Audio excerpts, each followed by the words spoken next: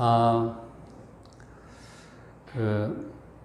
지난주에도 말씀을 전해드렸지만 마지막 시대 그리스도인들이 요한계시록 11장에 나오는 두 증인들과 같이 세상을 향해서 하나님의 말씀을 선포해요.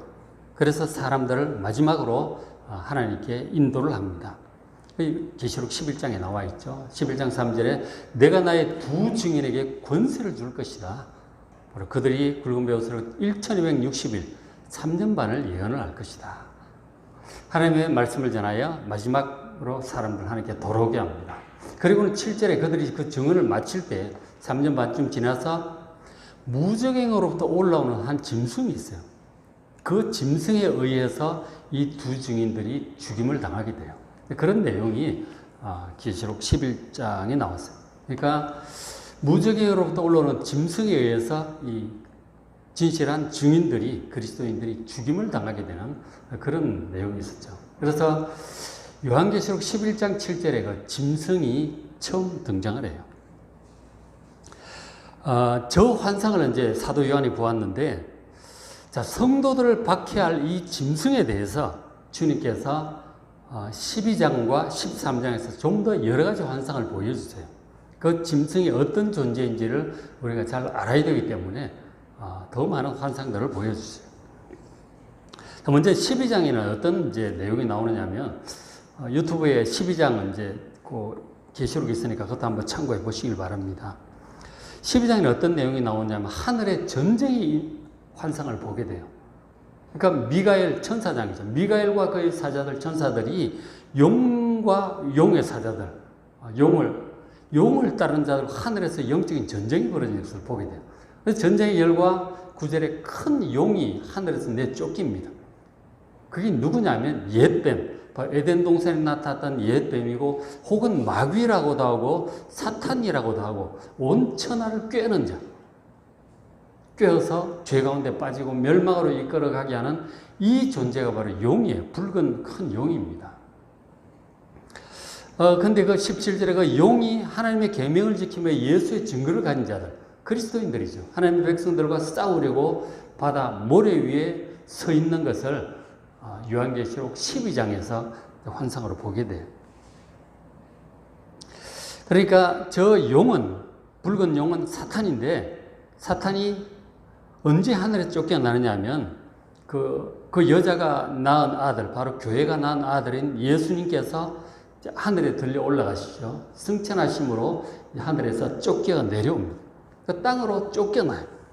쫓겨난 이 사탄의 세력이 예수님을 믿고 복음을 전하는 성도들과 싸우려고 바다 모래 위에 서 있는 그런 환상을 보는 거죠. 그러니까 성도들과 사탄의 세력 간의 영적인 대치 상황이에요. 그런 상황이 사실 지난 2000년의 상황이라고 볼 수 있습니다. 영적인 그리스도인과 이 사탄의 세력과의 대치 상황이 지난 2000년간의 역사죠. 그리고 이제 그 용이 지켜보는 가운데서, 바다를 지켜보고 있는데 그 바다 가운데서 또 한 짐승이 올라와요. 자, 보시면 그게 이제 13장이에요. 오늘 우리가 볼 13장. 용이 지켜보는데, 바다까지 지켜보는데 바다에서 한 짐승이 또 올라와요. 짐승이 어떻게 생겼냐면 뿔이 10개, 그리고 머리가 7이에요. 그 뿔에는 10왕관이 있고 머리에 신성모독하는 이름들이 있습니다. 근데 그 짐승이 보니까 어떻게 생겼느냐 하면 표범 비슷해요. 표범 굉장히 빠르죠. 근데 그 발은 곰의 발 같아요. 힘이 엄청나잖아요. 근데 입은 사자 입 같아요. 사자가 물어뜯는 그 입이 무시무시하잖아요. 그런 어떤 아주 막강한 짐승의 어떤 모습을 보게 돼요. 근데 그 짐승에게 용이, 사탄이 자기의 능력, 보좌, 그리고 큰 권세를 그 짐승에게 주는 것을 이 요한이 환상 중에 보게 되는 것이죠. 머리가 7개, 그리고 뿔 같은 경우는 이제 힘이죠. 산양이라든가 코뿔소라든가 싸움을 보면 뿔이 힘이에요. 그 뿔이 10개나 있고, 머리가 7개가 있고, 왕관이 10개가 있어요. 이건 이제 무슨 뜻이냐면, 예를 들어서 옛날 황제들을 생각을 하면, 왕은 한 나라의 왕이지만, 이 황제는 여러 왕들을 다스리는 그 왕들 위에 왕이에요. 황제. 그러니까 머리가 여럿이고 왕관이 여러 개인 것이죠. 황제와 같은 그런 존재임을 지금 얘기를 해주고 있는 거예요. 그런데 굉장히 강력하다. 빠르고 막 곰처럼 힘도 세고 사자처럼 그 물어뜯는 힘이 하여간 강력한 힘을 가진 황제와 같은 그런 존재임을 얘기를 해주고 있는 것이죠. 그런데 그 문제는 그 짐승이 권세를 누구에게 받았느냐? 바로 용에게, 사탄에게로부터 받아서 이렇게 정복하고 강력한 힘으로 정복하고 다스린다는 것이죠. 그런데 문제는 이 짐승이 신성 모독하는 그런 그 이름들이 있는 그 왕들, 그 위에 있는 존재. 그러니까 신성 모독하는 존재. 하나님을 대적하고 하나님을 모독하는 그런 존재라고 하는 것을 또 보여주고 있죠. 근데 여기 이제 사도 요한이 바다에서 그 환상 중에 본 이 짐승, 바다에서 올라온 짐승은 그 환상은 그보다 600년쯤 전에 다니엘 선지자도 이런 환상을 보았어요. 다니엘 선지자. 그래서 내용을 보시면 다니엘서 2장 7장 2절에 보시면 이런 내용이 있어요. 다니엘이 진수하여 이르되 내가 밤에 환상을 보았다. 다니엘도 선지자죠. 환상을 보았어요. 사도 요한도 환상을 보고 있는 거죠. 자, 하늘의 네 바람이 큰 바다로 몰려 불더니 큰 짐승 넷이 바다에서 나왔어요. 그러니까 큰 짐승 네 마리가 바다에서 올라오는 거죠. 근데 이 짐승이 바다에서 올라오기 전에 하늘에서 바람이 바다로 부니까 바다에서 올라오는 거예요. 하늘에서 부는 바람 하나님이 보내신 거예요. 역사를 다스리신 하나님께서 하시니까 또 그 바다에서 짐승이 올라오는 거죠. 자, 그렇게 하는데 결국은 이제 권세를 짐승이 용이 주는데 실제로 그 모든 일들을 또 이루어지게 허락하시고 주관하시는 또 하나님이심을 볼 수가 있죠. 자, 그런데 이제 다니엘이 본 짐승은 어떻게 생겼느냐 하면 3절에 큰 짐승 넷이 나왔는데 모양이 각각 달랐어요. 4절에 첫째 짐승은 사자 같아요. 사자처럼 막 강력한 짐승이죠. 두 번째는 곰 같아요. 힘이 있죠. 그 다음에 또 그 후에 세 번째 짐승은 표범과 같아요. 지금 이 세 짐승의 앞에 사도 요한이 계시록 13장에서 본 그 짐승은 그 한 마리에 다 들어가 있잖아요. 그 뭐 전체적으로 표범 같은데 뭐 발은 곰 같고 무슨 입은 사자 입 같다고 하는 것은 다니엘이 본 그 네 마리 짐승의 특징이 종합적으로 다 가지고 있는 강력한 짐승이라는 얘기죠. 이 마지막 이 짐승은 무시무시한 짐승이에요. 어떤 지구 역사상 어떤 왕들보다 황제보다 강력한 이 권력을 장악하게 될 그 짐승임을 지금 보고 있는 것이죠. 지금 이제 저 짐승이 뭔지에 대해서 천사가 다니엘 선지자에게 바로 설명을 해줍니다. 그래서 다니엘 7장 쭉 읽어보시면 다니엘이 본 짐승이 무엇인지 얘기를 해줘요. 그러니까 그 천사가 설명하기를 다니엘 이후에 앞으로 일어날 나라들, 제국들이라고 설명을 해줬어요. 이후에 일어날 나라들. 그러니까 우리가 이제 다니엘 그 시대가 바벨론 왕 시대였으니까 그 다음 역사를 알죠. 그 다음 이제 그 중동 세계를 장악했던 나라가 바사, 페르시아. 그 다음에 알렉산더 제국. 이런 나라들을 얘기하는 거예요. 그 다니엘 선지자가 설명하기를 바벨론이 바로 사자와 같은 존재다. 그 다음에 페르시아가 바로 그 곰과 같은 존재다. 그 다음에 알렉산더 헬라 제국은 바로 표범과 같이 얼마나 알렉산더 대왕이 순식간에 세계 정복해버리잖아요. 굉장히 빨랐어요. 그것을 지금 세 나라를 지금 얘기를 하고 있거든요. 근데 그런 특징을 마지막 이 적그리스도 이 바다에서 올라오는 짐승이 모두 다 가지고 있는 거예요. 그리고 머리가 막 7개고 뿔이 10개고 열면류관이 있고 막강한 존재임을 얘기를 하고 있는 거죠. 근데 문제는 이 막강한 이 지배자들이, 정복자들이 신성 모독을 하는 그런 사람들이 있다 하는 거죠. 하나님을 대항하고 대적하는 사람들이 있다 하는 거예요. 그래서 이제 그래서 실제로 이제 보면, 역사에 보면은, 스스로를 신의 아들로 칭하면서 사람들에게 숭배를 요구했던 로마 황제들이 생겨납니다.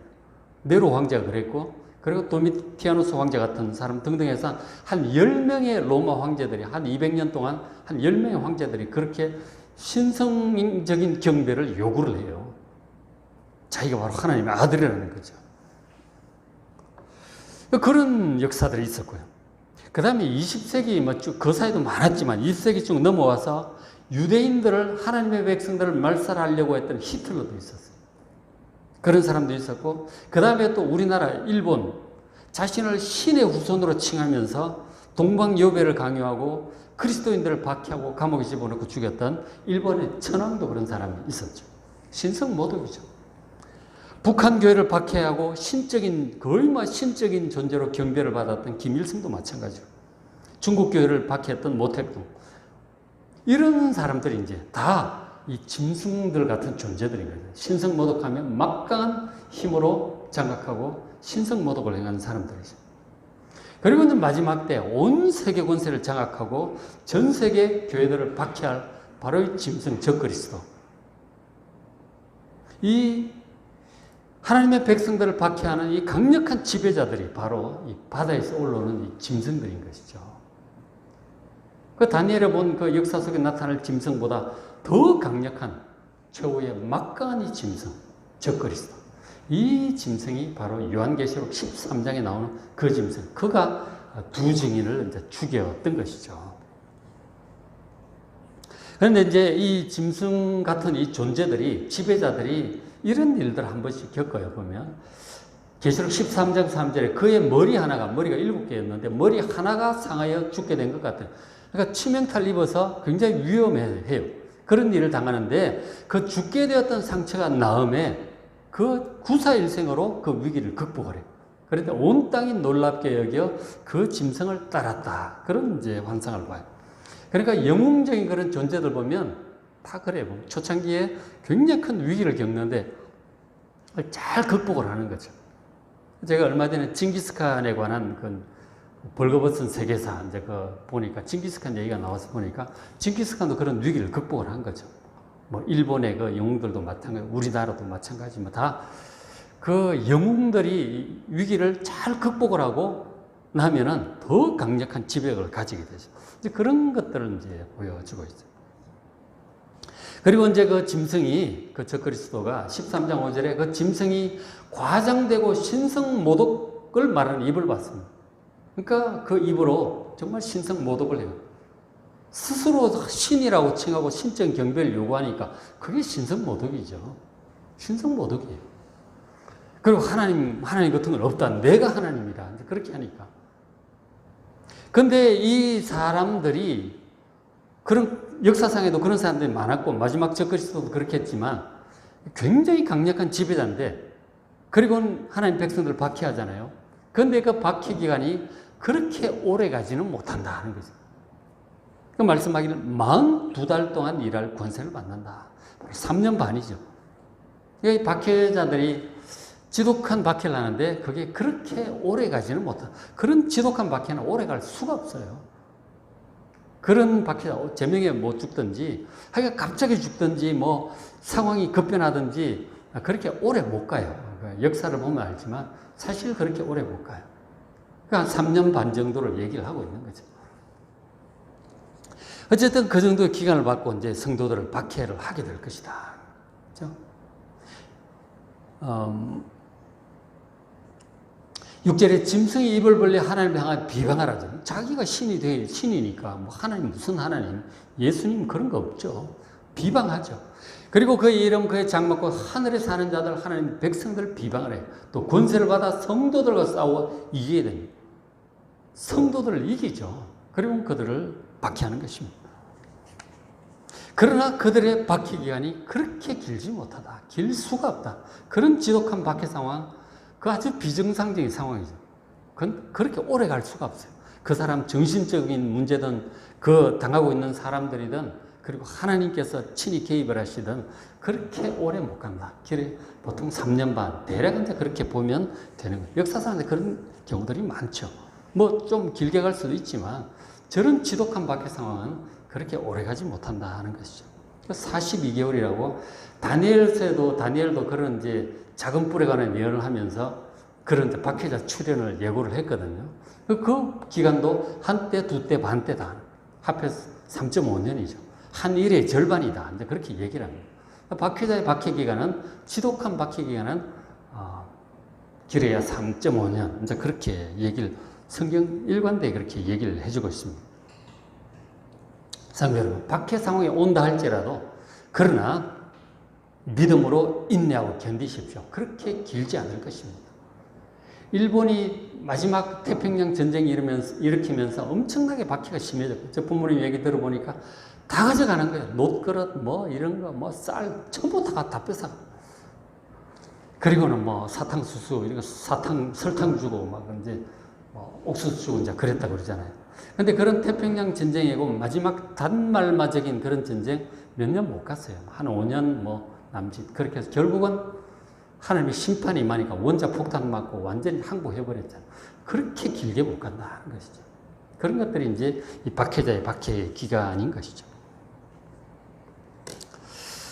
자, 근데 이제 그런 박해를 어쨌든 박해 기간이 있는데, 자, 그럴 때 13장 8절에 죽임을 당한 어린 양의 생명책에 창세 이후로 이름이 기록되지 못하고 이 땅에 사는 자들, 그러니까 예수님의 그 생명책이 기록되지 못한 자들, 바로 구원받지 못한 자들이죠.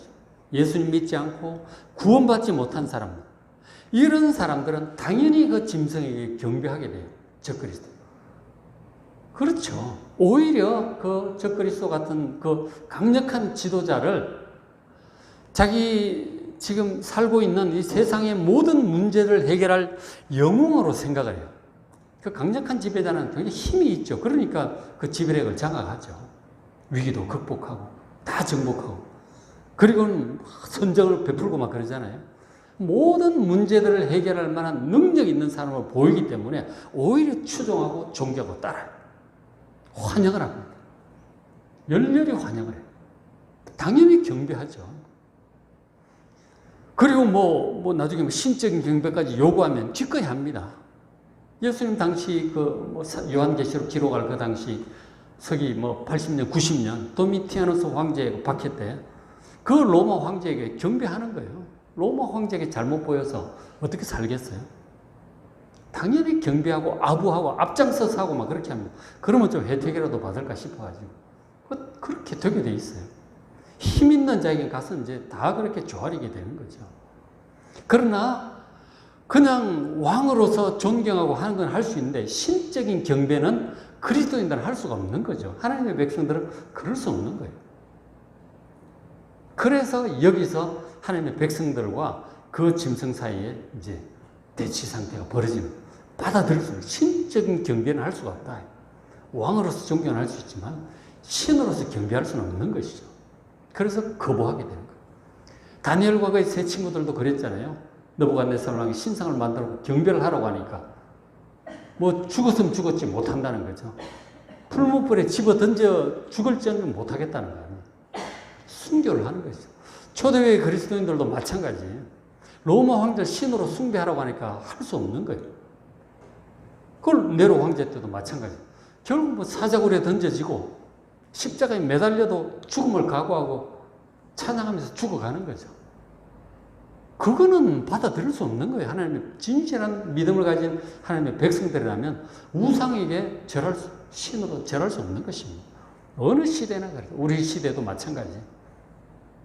일제시대 때 동방요별 하라고 하고 예수님 부인하고 십자가 한 번 밟고 지나가면 석방시켜 주겠다는 거예요. 절대로 그럴 수 없는 것입니다. 감옥에 갇힐지언정, 채찍에 맞을지언정, 죽을지언정 예수님 부인할 수 없는 거예요. 그게 역사 내내 있어요. 일본에도 17세기 처음 복음 들어왔을 때 많은 사람들 숭배했어요. 예수 이름을 믿는 사람들은 우상에게 경배할 수 없는 것입니다. 짐승 아니라 짐승 할아버지라도 경배할 수 없는 거예요. 그런 상황인 것이죠. 그래서 그렇지 않은 자들, 믿지 않는 자들은 당연히 이제 가서 경배하는 거죠. 10절에 사로잡힌 자는 사로잡혀 갈 것이고 칼에 죽을 자는 칼에 죽는 것입니다. 성도들의 인내와 믿음이 여기 있느니라. 그런 환난과 인내하고 믿음 우리 선조들은 지켜왔습니다. 우리도 당연히 믿음을 지켜야 되겠죠. 그죠? 굴복할 수 없는 것입니다. 어떤 협박이 와도 그렇게 할 수 없다는 거죠. 그래서 이 바다에서 올라오는 이 짐승, 이 적그리스도가 마지막 때 전 세계적으로 권력을 장악하고 교회를 박해할 바로 이 적그리스도인 것이죠. 바다에서 올라온 이 짐승이. 그럴 때가 온다면 여러분은 어떻게 하시겠습니까? 신사참배를 거부하고 로마 황제 숭배를 거부했던 그리스도인들처럼 여러분 믿음을 지키시길 바랍니다. 어느 시대나 신실한 성도들은 순교의 각오를 하고 믿음을 지켰어요. 자, 그런데 이제 이 계시록 13장에 적그리스도만 나오는 게 아니에요. 그리고 11절에 보면 또 다른 짐승이 또 올라와요. 13장 11절은 내가 보매, 그렇죠?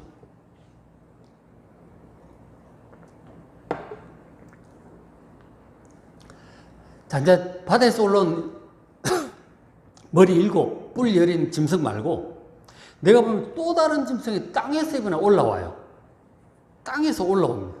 자, 그런데 어떻게 생겼는지 보세요. 어린 양같이 두 뿔이 있고 용처럼 말을 하더라 하는 거죠. 모습이 다르죠. 적그리스도는 머리가 막 7, 10뿔에 10왕관에 엄청나게 강력한 힘을 가진 지배자였어요. 그런데 이 짐승은 어떻게 생겼어요? 어린 양같이 두 뿔이 있어요. 무시무시하잖아요. 어린 양처럼 생겼다니까요.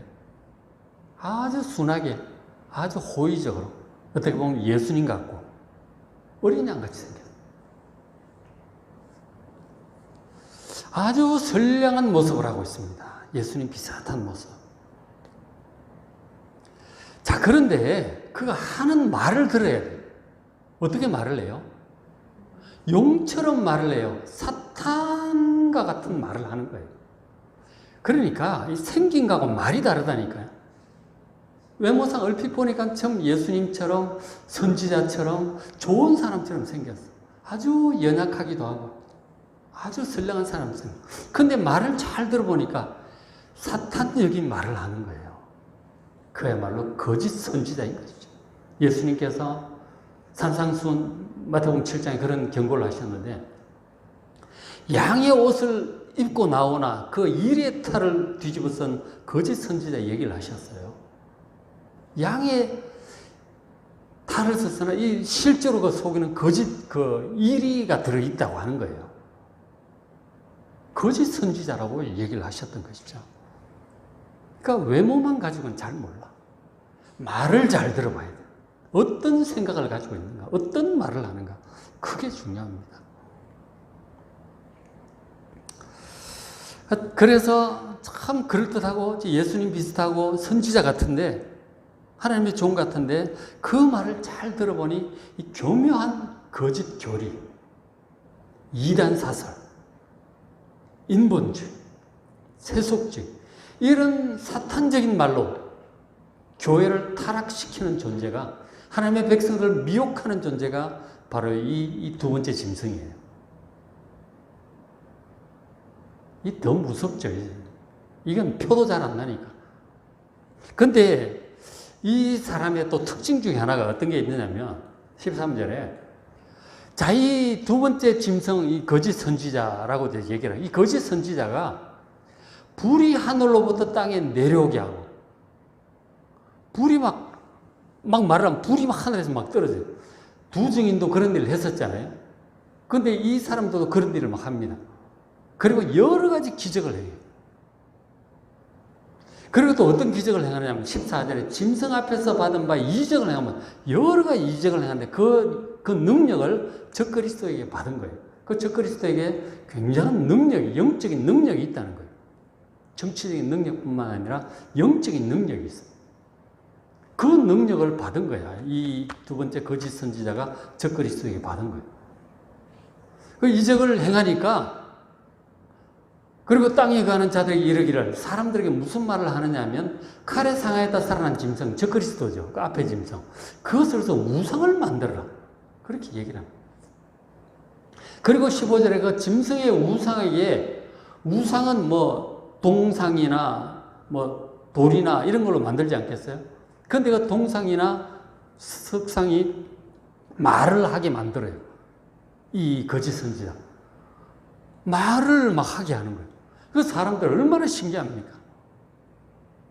그러니까, 그리고 사람들로 하여금 그 짐승의 우상에 경배하게 만드는 거예요. 그렇게 하지 않으면 막 다 죽여요. 이 거짓 선지자. 우리 사람들이 그래요. 뭔가 기적적인 능력을 행하면 그 사람에게 무조건적인 신뢰를 갖는 경향이 있어요. 놀라면서 무장해제가 돼요. 그 사람 말하면 다 믿어요. 이단 지도자들이 이제 그런 경우가 많죠. 굉장히 기적을 행해요. 그러니까 말을 듣고 따라가는데 성경 말씀과 전혀 다른 얘기를 하면서 자기 자신을 신격화하는 그런 쪽으로 나가. 자기가 뭐 재림한 예수라 그러고 성령이라 그러고 그 하나님 우편엔 예수님인데 좌편에 있는 자라 그러고 별 얘기를 다 합니다. 이단 교주들의 능력을 행하면서 얘기를 하니까 다 따라가는 거예요. 이 거짓 선지자도 엄청난 능력을 행하는 것이죠. 근데 문제는 그렇게 능력을 행해서 사람들로 하여금 신뢰를 얻잖아요. 그 신뢰를 얻어서 무엇을 합니까? 저 그리스도에게 경배하게 만드는 거예요. 특별히 보면은 이 거짓 선지자가 나오기 전에 저 그리스도 그 개인에게 가서 경배하는 거는 저 그리스도 한 사람이라 이제 좀 속도가 느리죠. 근데 우상을 세계각지에 만들어가지고 그 우상 앞에 가서 경배하게 만드는 거죠. 그러면은 전 세계 동시다발적으로 많은 사람이 저 그리스도에게 경배를 하게 되는 거죠. 그러니까 급속도로 저 그리스도 숭배가 전 세계로 확산되게 하는 역할을 하는 거죠. 이 사람이. 그런 문제. 그래서 처음에는 양과 같은 모습으로 참 예수님 비슷한 모습으로 성경 얘기도 하고 막 좋은 얘기를 막 하는 거예요. 그래서 저 사람이 참 훌륭한 목사인가 보다. 뭐 이런 데 생각하고 따라갔는데 점점 따라가다 보니까 이제 저 그리스도에게 경배하게 만드는 우리나라 일제시대 때도 이제 그런 일들이 있었죠. 이 일본 천황에게 숭배하고 동방여배하는 것은 이것은 그러니까 신앙적인 행위가 아니고 국민 의례다. 국민으로서 당연히 할 국가 원수에게 하는 것이지 그게 아니다. 그렇게 얘기해요. 그렇게 해서 막 가서 앞장서서 신사 참배하고 그렇게 했던 것이죠. 그게 결국은 이제 목사님들이 앞장서서 그런 일을 하게 되는 거 아니에요. 여기 있는 적그리스도 이렇게 보게 되면 그 거짓 선지자가 결국은 그렇게 사람들로 하여금 성경 얘기하고 예수님 얘기하고 막 신학 얘기하면서 결국은 적그리스도에게 숭배하게 만드는 그런 일을 한다니까. 그리고 막 능력이 막 나타나고 그 우상이 말을 하게 하고 막 그러니까 사람들이 막 하늘에서 불이 떨어지게 하고 막 이렇게 하니까 놀래가지고 믿고 그냥 그대로 따라가는 거죠. 그러나 여러분 그 기적적인 능력이 중요한 것이 아니라 뭐가 중요해요? 그가 말하는 것을 잘 들어야 돼요. 정말 성경에 합당하게 정말 하나님 말씀을 그대로 믿고 순종하게 하는가, 성경과 다른 어떤 결론으로 이끌어가고 있는가 잘 보셔야 돼요. 예를 들어 동성애 얘기도 하면 동성애는 하나님께서 동성애 하는 자를 죽이라고 하셨어요. 그것은 가증스러운 일이라고 하셨어요. 무슨 동성애뿐만 아니라 모든 간음과 이런 것들이 전부 죽을 죄라고 하셨어요. 지금 이제 세상 법이 이제 하나님 법과 달라서 간음죄로 죽이고 그러진 않죠. 근데 근친상간 이런 것도 다 죽이라고 하셨거든요. 동성애 당연히 죽이라고 하셨죠. 그렇게 하셨는데 이 동성애를 이제 찬성하는 목사들이 있는 거죠. 신학자들이 있는 거예요. 그 동성애자들의 축복은 이제 그렇게 하는데 보면은 성경에 동성애를 금지하는 그런 말씀들이 있는데 그것을 교묘하게 다 바꿉니다. 이것은 문화적인 어떤 그런 것이지 동성애를 하지 말라는 그런 뜻이 아니다. 강자가 약자를 탄압하지 말라고 하는 그런 것의 상징적인 비유다. 그런 식으로 다 바꿔버려요. 그러니까 명백히 동성애를 하지 말라고 하는 건데도 다 바꾼다니까. 듣다 보면 그럴듯해요. 신학은 별 신학이 다 있습니다. 성경을 다 반대로 바꿉니다. 예수님의 처녀 탄생 이런 것도 믿지 않죠. 믿지 않아요. 무슨 재림 이런 거 믿지 않죠. 그것을 뭐 이건 뭐 문화적인 뭐 그런 거라든지 뭐 비유적인 거라든지 뭐 상징적인 것이라든지 다 바꿔버립니다. 얼마든지 바꿔요. 성경과 반대로 간다니까요. 그런 사람들 믿고 따라가면 이 결국은 이제 짐승에게 경배하게 되는 것이죠. 그래서 성경을 여러분 있는 그대로 믿으시기 바랍니다. 예수님 말씀 그대로 믿으시고 자꾸 신학으로 바꾸는 이상한 얘기 듣지 마시고 하나님 말씀 그대로 믿으시고 예수님 말씀 그대로 믿으시기 바랍니다. 그대로 믿어야 돼. 자꾸 막 이상하게 뒤집어 놓는 그런 얘기들, 이 거짓 선지자 비슷한 그런 얘기 현혹되지 마시기 바랍니다. 그렇죠? 잘 분별해야 되겠어요. 아무리 기적을 행하고 능력이 있고 많은 사람을 불러 모으고 인기가 있다 할지라도 성경과 반대되는 얘기로 간다면 그건 여러분 의심하셔야 되는 거죠. 성경적인지를 여러분 분별해야 됩니다. 그래서 성경을 직접 매일 보셔야 된다니까. 직접 보면서 잘 분별하시길 바랍니다. 그렇죠? 자, 그 다음에 이제 그 문제의 그 짐승의 표 부분 좀 보겠습니다. 자, 그가 모든 자, 이 거짓 선지자죠. 모든 자 곧 그 오른손이나 이마에 표를 받게 합니다. 그 앞에 짐승이 경배했다는 확인 표시죠. 아무한테나 주는 것이 아니고 그 적그리스도 짐승 우상에게 경배했다는 확인차 주는 거예요. 한 사람에게 주는 거죠. 그래서 17절에 누구든지 이 표를 가진 자에게는 매매를 못하게 합니다. 사고 파는 것을 못해요. 그럼 경제활동을 못하는 거죠. 굉장히 큰 문제죠. 이 표가 없으면 경제활동을 못해요. 큰일이죠. 예를 들어서 지금 신용카드라든가 핸드폰 다 빼앗아 버린다면 우리 참 어려워지잖아요. 뭐 그런 것 같은 거죠. 자, 이 표가 뭐냐? 그 짐승의 이름 혹은 그 이름의 숫자다 하는 거죠. 그 표를 봤는데 그 적그리스도인 그 사람의 이름일 수도 있고 표가 그 사람의 이름을 숫자로 바꾼 그 숫자 그거일 수 있습니다. 지혜가 여기 있으니 총명한 자는 그 짐승의 수를 세어보라. 지혜, 총명 얘기하는 거 볼 때 이 짐승의 숫자가 666이라고 그러잖아요. 그래서 사람의 숫자인데 666이다. 이름의 수예요. 666명이라는 뜻이 아니고 그 이름을 우리가 알파벳으로 쓰잖아요. 알파벳으로 숫자로 치환을 하면 666이 된다는 거예요. 그 당시 이제 고대 문헌들 보면 나는 545 그녀를 사랑한다. 뭐 그런 얘기도 있고 막 그래요. 그런 것들이 이제 그 왜 그렇게 되느냐면 지금 여러분 이해가 잘 안 되겠지만 당시에는 이 아라비아 숫자가 없었어요. 우리 1, 2, 3, 4 아라비아 숫자가 이게 서기 한 400년경에 인도에서 만들어지고 서기 1000년경에 아라비아 쪽에서 이렇게 유럽 쪽으로 넘어오고 이제 그랬다는 말이에요. 그 성경 시대에는 아라비아 숫자가 없었어요. 그 숫자 어떻게 표현해요? 로마 숫자 알죠? I자 하나, 둘, 짝대기 3개, 4개 막 걷잖아요. 굉장히 불편하죠. 어쨌든 그것을 하든지 아니면 또 어떻게 했느냐면 알파벳에다가 숫자를 이제 매겨 알파는 1, 베타는 2, 감마는 3 이런 식으로 이제 그 알파벳을 가지고 숫자를 표현하게 됐어요. 어떤 건 10, 100, 1000 이렇게. 그 로마자에 보면 V가 5잖아요. 그죠? X가 10이고 C가 100이고 이제 이런 식으로 이제 표현을 하는 거예요. 그런 식으로 이제 알파벳을 숫자로 보고 합했을 때 그게 그 이름의 수다 하는 거죠. 근데 그 숫자가 그 사람의 알파벳을 다 합해보니까 666이라는 얘기죠. 그러니까 누군가를 가리키는 거예요. 근데 과연 누굴까? 어떻게 보면 지혜 있는 자, 총명한 자 보라고 했으니까 좀 암호같이 되어 있는 거죠. 저게 누굴까? 어쨌든 그 사람의 이름이나 그 사람의 숫자를 표로 받아야 경제적인 활동을 할 수 있다. 그래서 이제 가장 많은 신학자들이 이제 확실치 않지만 그나마 좀 이제 동감하고 있는 사람들 하나 이거예요. 아까 영상에 잠깐 나왔지만 앞에 한번 보시면 당시 이제 기독교 최초의 박해자가 가이사 이제 네로 황제인데 글자가 너무 작죠. 그 설명을 드릴게요.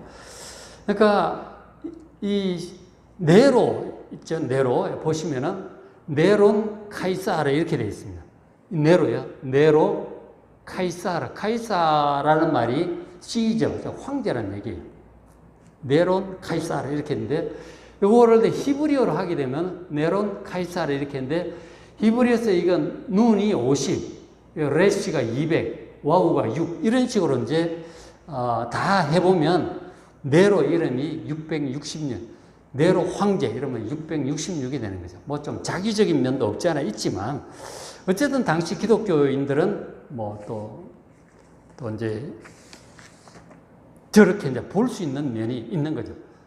조금 자기적인 면이 있어요. 억지로 꿰맞춘 느낌이 없지 않아 있지만, 그래도 누군가를 가리킨다면 당시 상황으로는 네로 황제 혹은 네로 황제와 같은 그런 박해자를 가리키는, 네로 황제와 같은 박해자. 그러니까 당시 요한계시록 상황으로는 도미티아누스 황제를 이제 가리키는 어떤 그런 뜻이.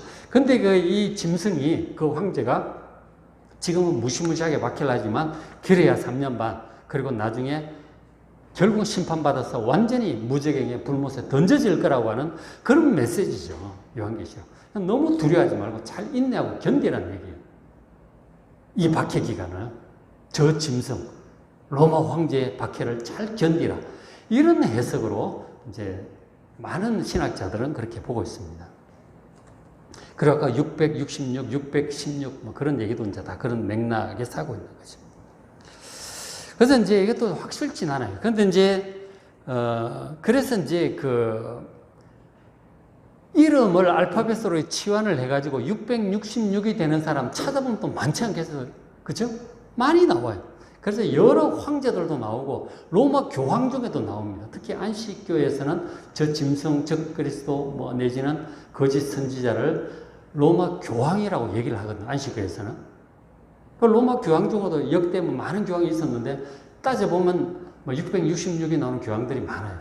여러분 이름도 해보면 666이 나오는 사람도 있을 거예요. 그거 보면 좀 너무 억지 같은 얘기가 있죠. 어쨌든 1세기 상황으로 볼 때는 로마 황제를 가리키는 것인가, 이제 그렇게 생각들 많이 하죠. 그러나 확실치는 않다. 어쨌든 그런 해석, 이 신학자들이 가장 많고, 지금은 이 666이 상품에 찍힌 바코드다, 컴퓨터다, QR코드다, 뭐 그런 얘기들. 그 다음에 사람들의 이식을 베리칩니다. 칩을 그 안에 뭐 신용카드니 주민등록증 뭐 다 집어넣는다 그러잖아요. 베리칩이다. 그런 얘기도 하고, 지금 또 나오죠. 코로나 백신이 666이다. 그런 얘기를 하는 사람들도 많이. 맞으면 절대로 안 된다. 완전히 판단력도 잃어버리고 적그리스도에게 맹종하게 된다. 뭐 그런 얘기를 또 해요. 그러니까 또 신용카드가 666이다. 그런 얘기를 합니다. 신용카드 우리 다 쓰고 있는데, 핸드폰 다 쓰고 있잖아요. 바코드, 뭐 QR코드 다 쓰고 있어요. 베리칩만 지금 안 받았는데. 이런 것들을 이제 666이라고 지금 하는 거죠. 그러나 성도 여러분, 여러분 성경을 잘 읽어보셔야 됩니다. 무슨 뜻이냐면, 요한계시록 13장에서 말하는 짐승의 표는 바로 적그리스도에게 경배했다는 확인 표시로 받는 거예요. 지금 우리가 적그리스도 있지도 않은데, 뭐 경배도 안 했는데 우리가 쓰고 있는 신용카드니 이런 게 무슨 짐승의 표입니까? 그런 건 아닌 것이죠. 앞뒤 맥락이 맞질 않는 거예요.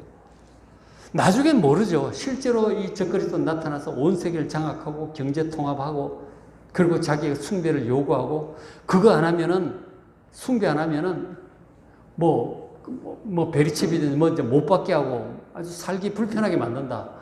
그렇게 되면은 그때는 그것이 이제 표가 될 수는 있겠지만 지금은 아닌 거죠. 중요한 건 뭐냐면, 적그리스도 같은 존재가 나타나서 자기를 신으로 숭배할 것을 요구를 한다면, 요구를 하면 경제 활동을 마음대로 할 수 있도록 메리트도 주고 뭐 보너스도 주고 막 그런다면, 그거는 할 수가 없는 거죠. 우리가 경제적인 문제 때문에 그 사람에게 경배해서는 안 되는 거예요. 아무리 짐승의 표 하면 짐승의 표 100개를 줘도 그건 할 수 없는 거예요. 그거를 지금 얘기를 하고 있는 것이죠. 지금 무슨 컴퓨터 자체가 666이고 뭐 베리칩이 666이고 다 필요 없는 얘기라. 맥락이 맞지 않는 거예요. 짐승에 경배하는 게 아니잖아요. 물론 이제 이게 길들여져 가지고 나중에 그걸 한다면 모를까. 뭐 어쨌든 그거는 냅두고, 핵심 키는 이 적그리스도 같은 존재가 나타나서 자기를 신으로 숭배를 요구할 때, 그렇게 하면 뭔가를 경제적인 메리트를 준다고 할 때, 무슨 표시를 준다고 할 때, 그거는 받아서는 안 되는 거죠. 무슨 뜻인지 아시겠죠? 어떤 손해가 있을지라도, 박해가 있을지라도, 그거는 받으면 안 된다는 거죠. 그거를 여러분 잘 기억을 하셔야 돼요. 지금 뭐 있지도 않은데 무슨 컴퓨터니 뭐니 그 자체가 아닌 거예요. 나중에 뭐 그런 사람이 해가지고 그거 안 하면 당신 신용카드 못 쓰게 한다. 신용카드 안 써. 그때부터. 핸드폰 못 쓰게 한다. 핸드폰 포기해. 그때부터. 그렇게 되는 거죠. 그때 가서 그렇게 하는 거죠. 지금은 아니다 하는 거죠. 지금 백신 맞으면 그거 뭐 완전히 사람을 바보 만든다. 뭐 적그리스도 자동으로 숭배하게 판단력 없애버리고 그런 말도 안 되는 그런 얘기를 듣고 그 백신을 안 맞겠다 그러고 그런데 속으면 안 되는 것이죠. 여러분 그런데 현혹되지 마시고 짐승의 출현을 잘 눈여겨보시고 만약에 그런 사태가 우리나라 생전에 혹시 온다면 그건 진짜 마지막 때가 다 돼가는 거죠. 그때는 여러분 믿음을 잘 지키시기 바랍니다. 결코 굴복해서는 안 된다는 것이죠. 마지막 한 구절 더 보겠습니다. 그래서 요한계시록 14장 9절에 누구든지 짐승과 그의 우상에 경배하고 그 이마에나 손에 표를 받으면 그도 불과 유황으로 고난을 받을 거예요. 지옥에 떨어진다는 거죠. 밤낮 쉼을 얻지 못하고 세세토록 고난을 받게 될 것입니다. 그러니까 우상숭배, 믿음을 버리고 우상숭배하면 안 돼요. 그죠? 그렇게 하면 안 되는 거죠. 12절에 성도들의 인내가 여기 있나니 그들은 하나님의 계명, 예수에 대한 믿음을 지키는 자다.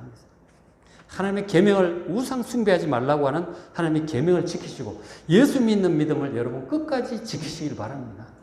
우리 일제시대 선조들처럼 공산체의 선조들처럼 우리 북한에 있는 그 공산 김일성 체의 선조들 정말 그렇게 박해받아 죽기도 했던 것이죠. 그리고 이 로마 시대에 정말 사자한테 먹혀 죽고 십자가에 죽었던 그리스도인들처럼 여러분 죽음을 두려워하지 마시고 믿음을 지키시길 바랍니다. 그렇죠? 경제적인 이득보다 새하늘과 새 땅, 부활의 몸과 영생 이것이 훨씬 더 중요한 것입니다. 잠깐의 어떤 육신적인 어떤 이익, 편안함 이것 때문에 여러분 영생을 포기하지 마시길 바랍니다. 박해 때문에 여러분 믿음을 예수님 부인하지 마시기 바랍니다. 끝까지 귀한 믿음을 지키시기 바랍니다. 그래서 그런 순교의 각오를 위해서 우리가 평소부터 기도하셔야 돼요. 기도하셔야 됩니다. 정말 사느라고 바빠가지고 막 노느라고 바빠서 이러시면 안 돼요. 정말 기도해야 돼요. 세상이 정말 악한 때잖아요.